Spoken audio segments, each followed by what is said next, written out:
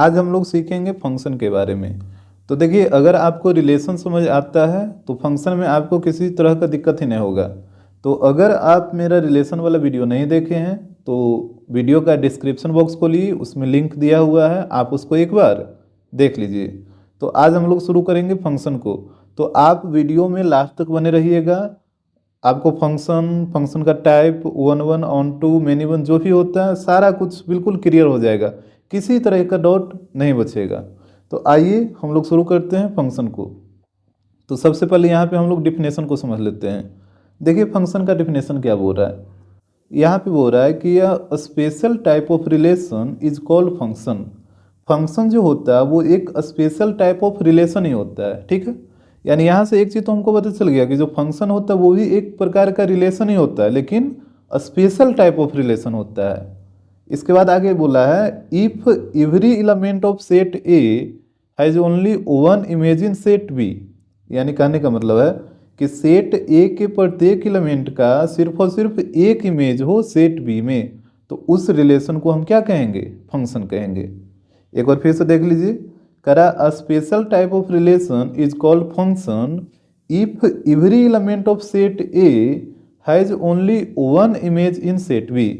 करा है कि स्पेशल टाइप ऑफ रिलेशन को फंक्शन कहा जाता है कब, जब सेट ए का प्रत्येक एलिमेंट का सिर्फ और सिर्फ एक इमेज हो सेट बी में।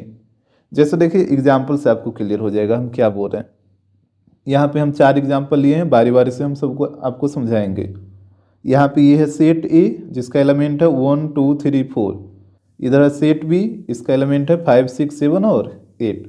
देखिए यहाँ पे जो सेट ए का एलिमेंट होता है इसको बोला जाता है प्री इमेज। इसको आप ध्यान में रखिएगा, इसको बोला जाता है प्री इमेज।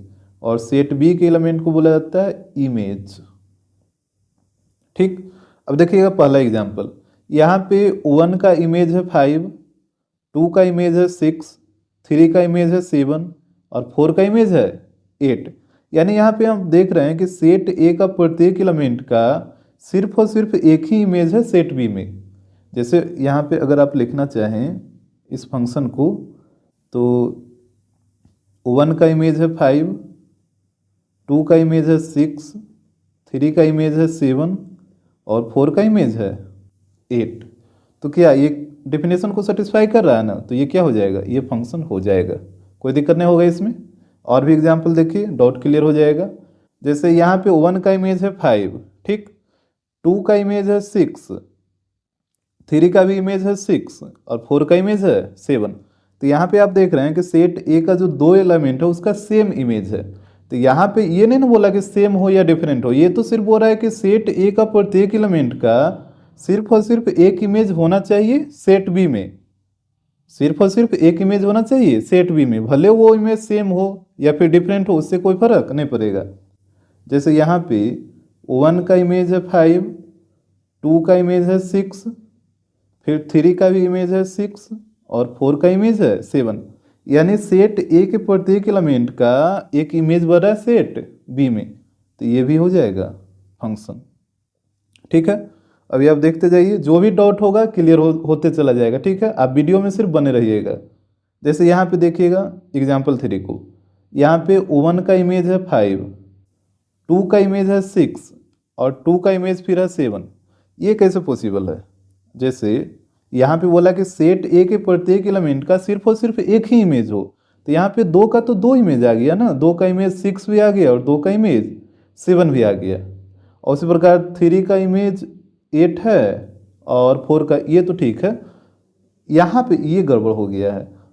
जैसे सेट ए के प्रत्येक एलिमेंट का सिर्फ और सिर्फ एक इमेज होना चाहिए, जबकि यहाँ पे ये जो एलिमेंट 2 है इसका 2 इमेज आ रहा है, 6 भी और 7 भी, तो ये फंक्शन नहीं होगा। क्यों नहीं होगा आपको आ रहा है बस समझ में, क्योंकि देखिए 2 का इमेज 6 भी बढ़ रहा है और 2 का इमेज 7 भी बढ़ रहा है। तो यहाँ पे जो एलिमेंट 2 है इसका 2 इमेज आ गया ना, एक 6 भी आ गया और एक 7 भी आ गया, तो फिर ये फंक्शन नहीं होगा। क्योंकि डिफिनेशन में साफ साफ बोला है कि सेट ए के प्रत्येक एलिमेंट का सेट बी में सिर्फ और सिर्फ एक ही इमेज बनना चाहिए, जो कि यहाँ पे आप देख रहे थे। यहाँ पे जो जैसे आप देखें कि 2 का 6 है और 3 का 6 है, यानी 2 का तो एक ही इमेज बन रहा है ना, सिर्फ और सिर्फ 6। 3 का भी एक इमेज बन रहा है, सिर्फ और सिर्फ 6। भले दोनों का इमेज यहाँ पे सेम था, वो अलग बात था, लेकिन यहाँ पे 2 का 2 इमेज बन गया, एक 6 और एक 7, तो ये गलत हो जाएगा।